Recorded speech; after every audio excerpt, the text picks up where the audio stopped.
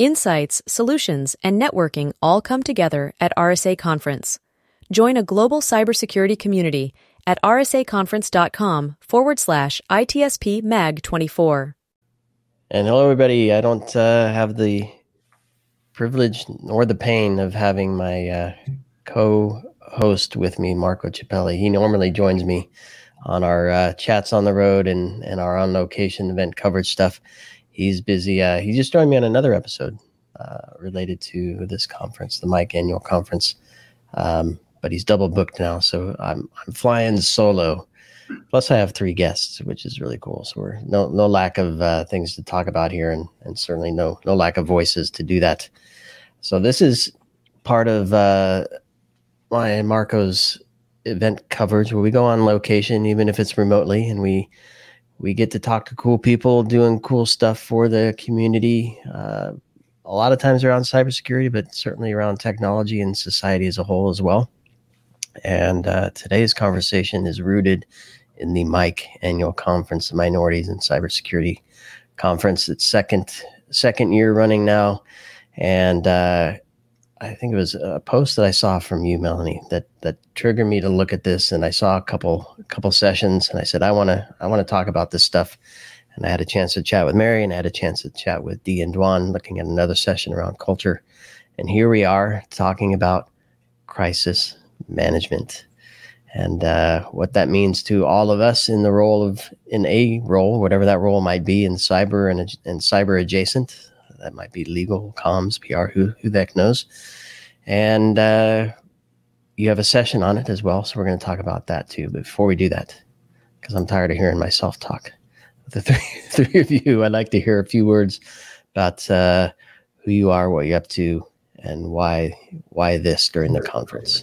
So I'll start with you, Mary, championing the whole thing out here. Oh, there you go, putting me out there. So my name is Mary Chaney. I am the Chairwoman and CEO of Minorities in Cybersecurity, CEO and founder of Mike Talent Solutions, as well as a cybersecurity and privacy attorney. So we got a lot going on.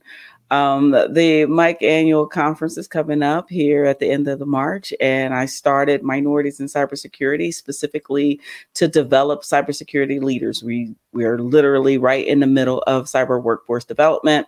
We develop talent from the very beginning all the way up and through boards of directors. And I will stop there because I can go on and on and on, but I will pass it on to Mel. I'm going to say quickly before Mel takes the mic, everybody needs to listen to our kickoff conversation, because you describe all the cool stuff that you're doing with Mike and the conference, and it's just amazing. So we won't recap it now, but definitely listen to that episode. And now over to Melanie. Awesome. Thanks, Mary and Shawn. I'm so excited to actually be speaking at the conference this year. I attended last year, and it immediately became one of my favorite events of the year. So, there's a lot of conferences and a lot of events that we could be going to, and this one is really special to me. So I feel very honored and privileged to be part of it. My name is Melanie Ensign. I am the founder and CEO of Discernible, which is a specialized cybersecurity and privacy communications firm. So we work exclusively in the security and privacy space, and our clients are usually CISOs, chief privacy officers, and technical teams that are kind of up-leveling their communication skills and learning how to develop greater influence within the organization. I'm also the secretary on the board for Minorities in Cybersecurity. Just for full disclosure, I don't know how many things I need to put out there for folks to know, but this is an organization that I feel very passionate about, and I would follow Mary just about anywhere. So her leadership has been spectacular. Nice one. And I have to say, Shawn, we were just on talking about ransomware and all kinds of other fun topics, and so I was excited and surprised to see you as part of this as well. So I'm glad to have you back on so soon. What are you up to? I'm gonna ask people to listen to our episode too, because you shed some neat insights on where things actually sit. But what about this brings you together today? So thank you, Mary, first and foremost, for inviting me to speak at the Minorities and Cybersecurity Conference this year. I'm really looking forward to it.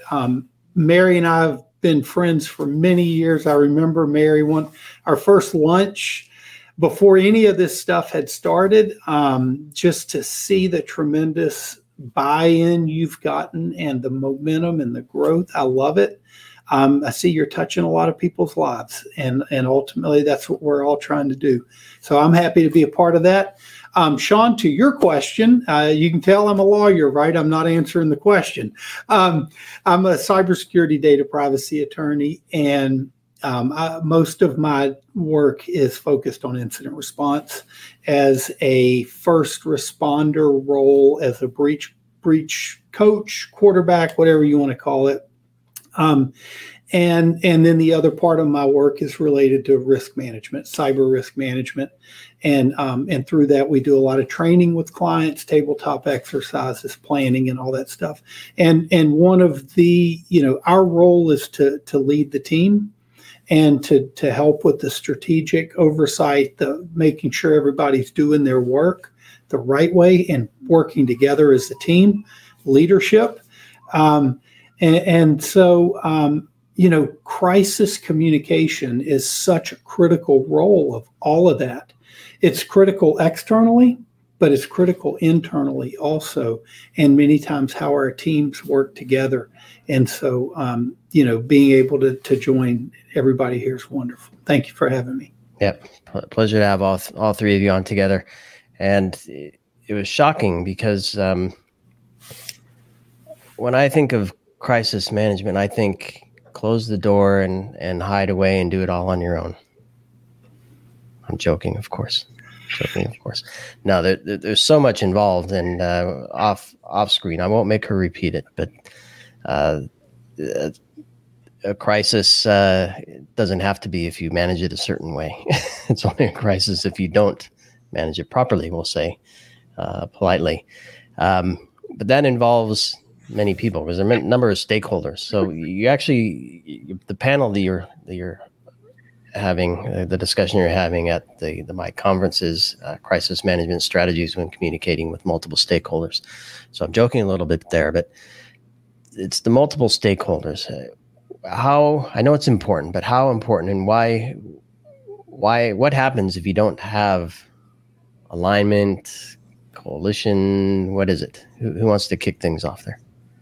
Okay, everybody's quiet. We all have different views. Come on, Mary, this is your show. Come on. No, we all have different viewpoints because, of course, I'm on the phone with two lawyers. I'm like, yes, and we're not shy. So, I was going to toss it to you, but no, it's just different viewpoints, right? And I dealt with incident response, breach response, crisis management at the FBI, which it's a really bad day when you have to call in the FBI.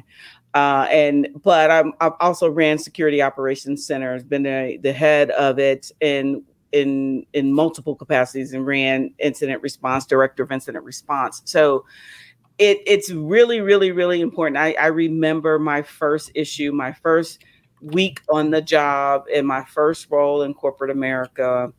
A client called and said, "You guys are exposing my information on Google."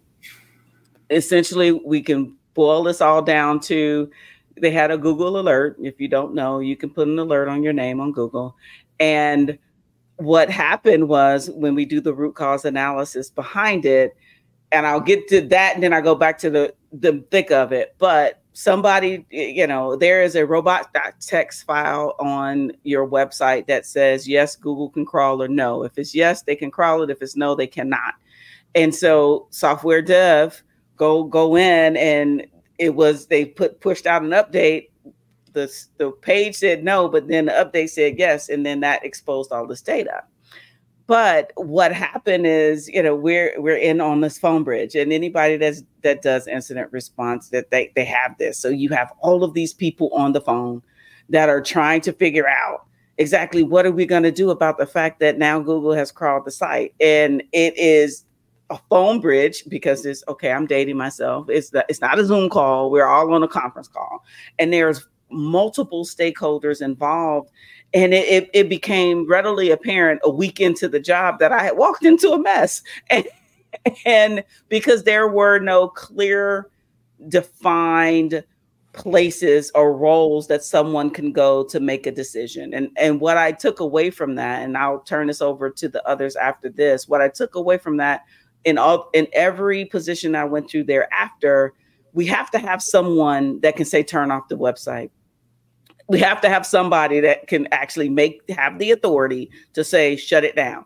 And that's what I worked on, because that's what the whole thing was. The business didn't want to shut down, and software, and everybody was like, oh no, we're going to interrupt the business. It's like, but it's exposing PII. So we might just want to cut it out. So that's some of the stories that I have and that I'll be sharing in regards to when it goes wrong and what you can do to prevent it from happening when the incident occurs. You know, what Mary's talking about reminds me of something that I use with clients on incident response planning and preparation. And it's a saying from a old General Omar Bradley. Amateurs talk strategy and tactics, professionals study logistics. And so much of what we do in incident response is about logistics. Do we know our team? Do we have a team? Do we know what their roles are? Do we know what each other's roles are? Who can do the things that need to be in? And how do we reach them when we need them, right? Logistics, logistics, logistics. But the thing that I think is really important also to understand is when we're talking incident response, we're not talking about the normal everyday incident response that takes place within organizations hundreds or thousands of times. We're talking about catastrophic incident response. And I had a failure of communication recently with a client who was going through a ransomware attack. They weren't our clients yet. They had been told to talk to me. I got on the phone, set up a call, intro call, scoping call with forensics, all this stuff. And I could see the look on the face of the CISO. I could see the way he was looking during this call is he's thinking, I know incident response. I got incident response. What do I need some lawyer and some other company telling me about what I already know how to do? I know what to do. Quit wasting my time. Let me go do it, right? This was on a Tuesday.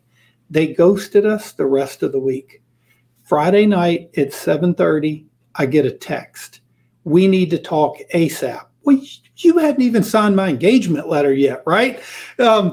We need to talk ASAP. Okay, we got. I feel like I'm having deja vu listening to this story, Shawn. You know like what happened? This happens all the time. It escalated. It didn't get handled right, Shawn, to your initial point. It escalated. Now they had a threat actor posting their data on the web and tweeting it out. Right? Now it came home to them. This is something different than what we do day in and day out. That leads to Melanie. This is a very specialized skill set, and you got to have a team to do this right. Yeah, I'm not going to disagree with Shawn, but I'm going to offer a different perspective, at least from the communication side where I sit, because Shawn is absolutely correct that you have to be prepared for this. You have to have, and to Mary's point too, you have to have roles and responsibilities and all the logistics, mapped out in advance, and that your external communications reveals a lot about how well you communicate internally as an organization. And one of the reasons why I've never marketed our firm as an incident response company is because I'm not interested in getting on the deck of the Titanic. There are certain things that we need from a communications perspective that it needs to exist, it needs to be true, and it needs to be accessible prior to something going wrong. And if I can't develop those things in advance because you didn't call me until something bad already happened, I know we're not going to be proud of the result. And there are lots of other companies that are happy to walk through that fire with you and accept all of the battle scars that come with it. But, I ran incident response communications for large tech companies for a decade. And I know that there are things you need to do in advance. Otherwise, you just really don't have the option of doing this well. It's going to be painful. It's going to be bumpy, and you're going to be really disappointed with the outcome. And so, I think both Mary and Shawn have, astutely mentioned, some of those specific things of like getting prepared, because you really can't do the best job if it is solely reactive. There is a lot of proactive work that needs to go into this in advance. In fact, I was talking to a colleague the other day who was talking about the fact that they were having clients who didn't want to spend a certain amount of money for preparation because they didn't think their incidents were that big. And the way that this company was thinking about it was like, why would I spend, like, hypothetically speaking, why would I spend $1 million for an incident that's only $5 million in terms of cost, right? And the reality is when you invest in preparation work, you are preparing yourself for all future incidents, not just the next one. In fact, the next one should be run so well that you can refine and improve on your process, moving forward iteratively. If your process is not ready, you miss the opportunity to get better because of an incident. You're constantly going to be playing catch up. And so that's one of the things on the communication side that we're, helping a lot of our clients do is get yourself to a really good place of readiness so that every incident makes your process stronger, makes it better. And, our perspective is you should be better off at the end of this incident. If you feel like the incident set you back, it was not a good response. And most of the time it's because they weren't prepared. Melanie, I'm going to add something to what you're saying because I agree wholeheartedly. But what I have found, because all my clients, 75% of them come to me when the incident occurs, right? So they haven't prepared. And what we have found is those that have prepared, like you're talking about, have also prepared for their incident response planning and don't find themselves in this situation because they are prepared. And so what that leads to is day by day, we're having to live on the deck of the Titanic, a bunch of different Titanics. And in many of our cases, they're smaller for smaller companies.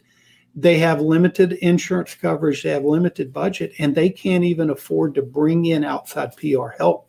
So they're looking to us to guide that messaging and how they do it. And like you said, it's no degree of good. It's just how bad can it be, and how do we? Yeah, how painful is it going to be? Right. Yeah, exactly. And it's interesting because that preparedness. Another reason why this preparedness is so important, and Sean Martin mentioned earlier, he said it politely. I'll say it crudely, which is it's only a crisis if you fuck it up. But that preparedness work includes considering the fact that the impact of an incident is often larger in scope than organizations anticipate. Right. So when people think of incident response communications, they're immediately thinking about like the media statement. Right. I am a seasoned communications professional. The media statement is not my number one priority in an incident. Right. I'm thinking about our employees. I'm thinking about our customers. And I'm even thinking about like recruiting. Right. If we are about to damage our security brand, how are we going to recruit the security talent we need to prevent this from happening again? Right. And so I've sat in on a lot of tabletop exercises that start with, oh, you get a call from a journalist. I'm like, okay, first of all, they normally don't happen that way. But second of all, it should not be a journalist call that notifies you of a problem. And in the rare occasion that is how you become aware of an issue, that journalist is not your number one priority. It doesn't mean that you let it sit there. Nor your friend. And it doesn't mean that you let it sit there and you ignore it. But if I'm preparing a response to a journalist, I am simultaneously, and in fact at a higher speed, developing a communication for my customers, because I want the customers to hear from us. I don't want them to read it in the news first, right? Mm-hmm. And so there's this planning process that has to happen in terms of, Shawn, you mentioned the logistics of like, who are the people who write these things, right? And I don't want the head of customer support to just start sending out random messages when they hear about an incident that's happening. And at the same time, you know, the folks that are writing for media need to be mindful of what's being said to customers. Ideally, our customer message is so good that I can just forward that to the journalist to say, this is what we've communicated to our customers. So if you don't think your customer communications can serve as your public response, you need to fix your customer communications. Well, okay, so I'm going to jump in there as one that has been literally in the SOC and running these things. And I want to say, just Mary's own definition, there is a significant difference between an incident and a breach. And when I say breach, I mean something has went horribly wrong. That's the crisis. The incident happens all the time. The breach is when you have to do something because some legal or regulatory something, somebody PII exposed, blah, blah, blah, blah, blah. But I will argue with you that, Mel, just a little bit, and I'm going to say this out loud, my security tools never told me that there was an incident. I told you about my first security breach. It was the actual customer that called me. It's the customer, it's a third-party vendor, it's the FBI or law enforcement. I've had those calls, I've had even whistleblowers and it call me and tell me, because these are, you know, global organizations, and told me, okay, something's gone awry. And it's like, okay, what the heck? I've had the opportunity to smooth with the whistleblower who was acting all incognito. And, you know, I did my FBI skills. But when the FBI calls, or when law enforcement calls and says, okay, so-and-so was arrested because they had child porn on their work PC, I'm like, what the blankety? That's an issue. That's an immediate phone call, right? But all that to be said, you know, the types of communications and the stakeholders, that internal communications is important. And having that, we touched on it, and everyone talked about incident response plans. You have to have that plan. You have to do, and I you know, I'm exclusively working out of a law practice here locally called FBFK, but as Shawn pointed out, you usually get the call after something has gone wrong, right? And so it's like, okay, but it's hard to get them to purchase the incident response plan beforehand. It's like, you need this just so you know, and then the root cause analysis will cause you to improve, as Melanie pointed out. But if you literally don't have a plan, and you see the death statement, and you know, every time I see it, I say they don't have a plan. Is the bad actor got into our system. Lawyers. No, the bad actor got into our system, but they only had access to this. Yeah, no, that's not true. And that's not true. You know, to build on your point, and both of your points, Mary, a lot of times now with the changes in threat actor tactics, especially with extortion-based ransom type events, they're not encrypting the network anymore. Instead, they're stealing data without anyone knowing. And once they have the data, they're then emailing members of the workforce at the same time as they are leadership. And so now you have leadership learning of this event at the same time their employees are learning of it. And sometimes those employees are forwarding those to the media, those emails they've received. And so to Melanie's point, you don't have time to go prepare now. It's whatever you have committed to muscle memory is how you're going to respond. And if you haven't prepared, it's going to be messy. Yeah, I completely agree with that. And it's one of the reasons why, even from a security communications perspective, we're constantly harping on the need to be proactive, because all of the relationships that I need for incident response, I touch base with every single day. in like the day-to-day operations, right? So, you know, the attorneys, the engineers, the product managers, the customer support people, these are the people that I talk to every day when we do things like product reviews, when we do things like write blog posts or create content for conference talks. Like, it's the same core people over and over and over again, because we have committed to be proactive in the way that we talk about security. And that is a huge safety net for us when these more serious incidents do occur, because we have the relationships, we know the sign-off process, and we can move very quickly because these are people that we work with closely every day. And so, you know, up until the most severe levels of escalation, you know, we should be doing the first 5 or 6 runs of our ladder on a weekly basis, right? Just in our daily operations, so that you know, we do have that muscle memory. We have the relationships. We're familiar with the content and domains, right? When an incident happens in our environment, that should not be the first time that I'm reaching out to my SRE team or my AppSec team, or, you know, whatever teams you have, even if it's a small organization. The communication, the people who are going to be running communications for your incident should be in contact with those people on a regular basis. Yep. And I'm afraid we're going too deep. Maybe not, but I don't want to give the panel away. I'm sure some of this will come up again in the panel, but I suspect in very different contexts as well. But so I want to shift slightly for a brief moment, because we're talking about the people and being prepared. And Mary, you made the joke of, we got on the phone. It was a bridge line, right? To me, that's technology. But people knew to get on that line, and that conversation was on that line only.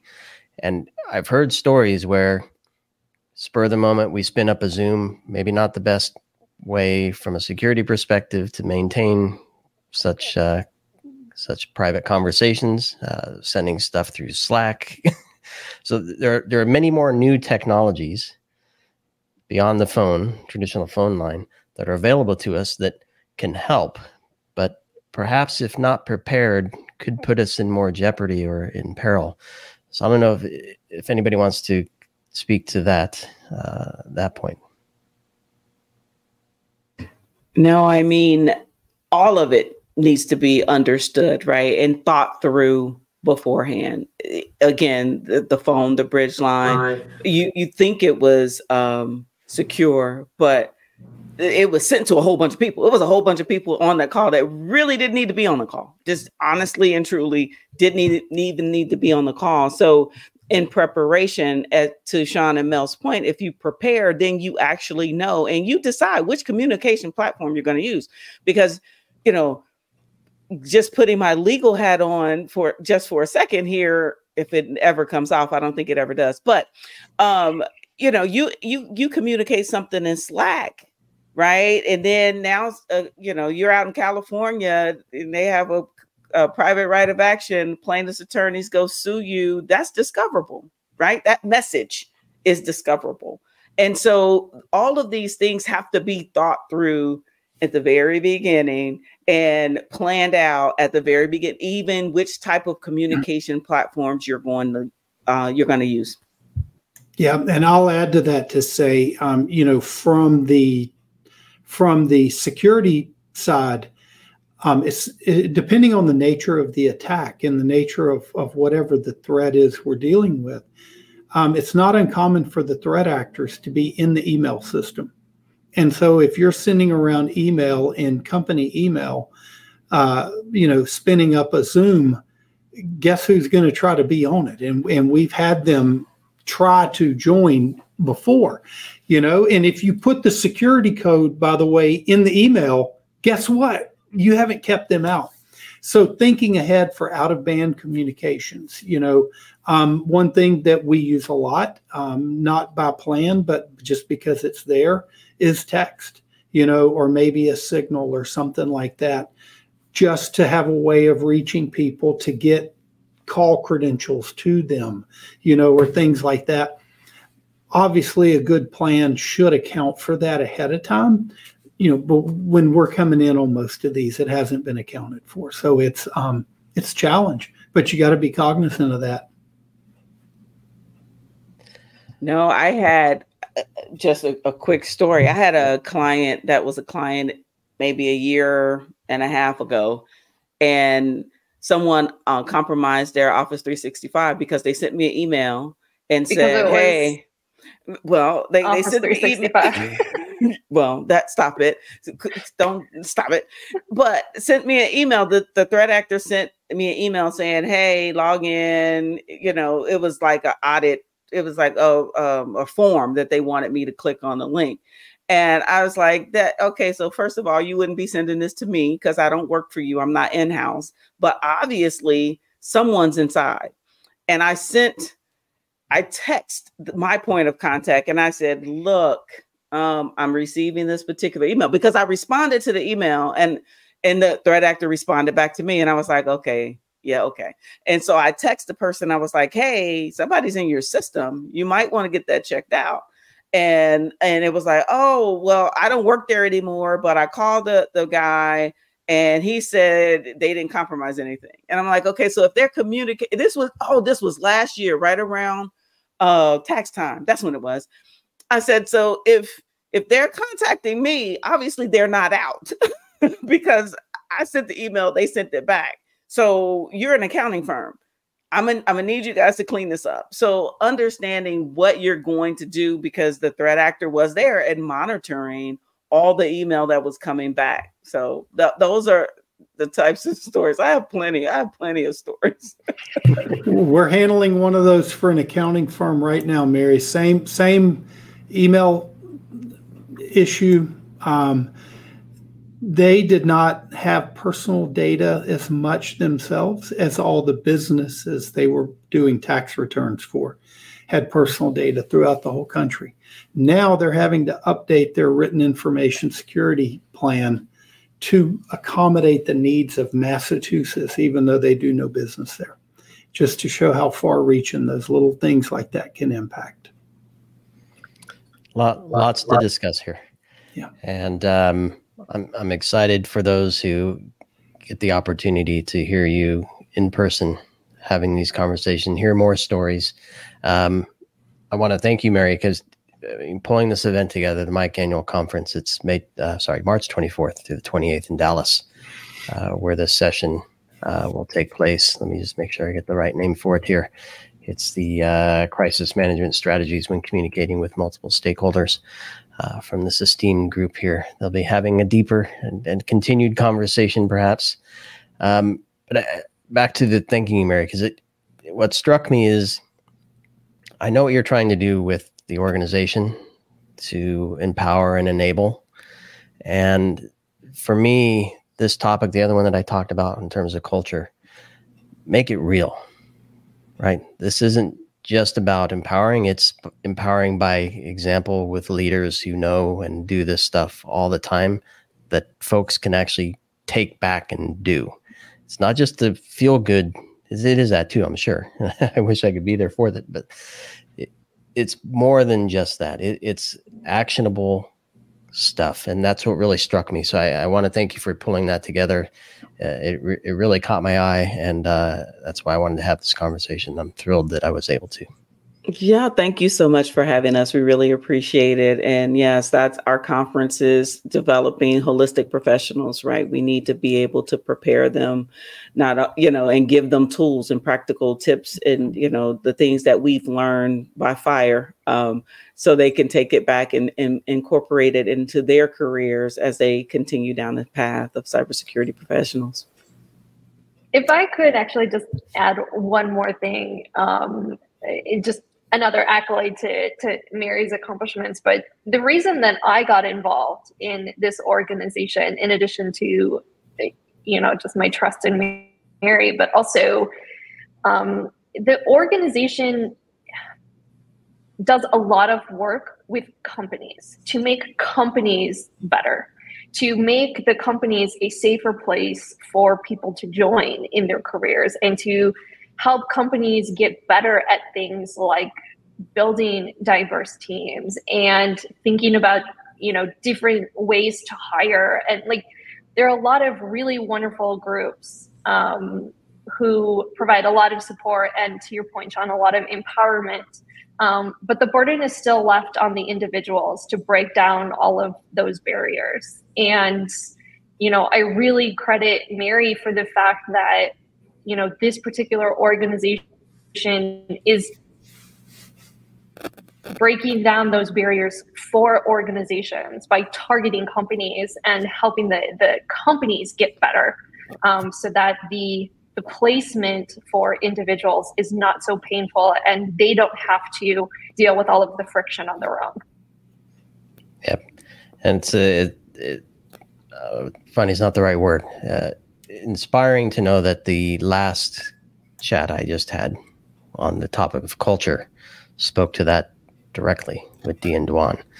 You could see that where it's about giving the organizations the tools to create environments that are inviting, welcoming, safe, productive, and successful, right? You can see those organizations that have successful teams and that are driven by successful cultures, and then the others that don't, and those ones see a lot of movement and a lot of sad people coming and going. But with that, I would encourage everybody to listen to that episode too. It was very insightful with Dee and Dwan. So Mary, Melanie, Shawn, fantastic catching up with you. I wish you the best with your session at the conference. No doubt people will enjoy that conversation and have a chance to chat with you in person firsthand there. And thank you for having us. We really appreciate it. Yeah, thank you very much. You're all very welcome back, of course. All right. Until then, we'll see you. Have a good conference. And all if right. those listening and watching, please do follow Mike, Minorities in Cybersecurity, and please stay tuned here for other episodes as Marco and I travel everywhere, physically and virtually, to cover events like this that are doing good things for the community. Thank you all. Great.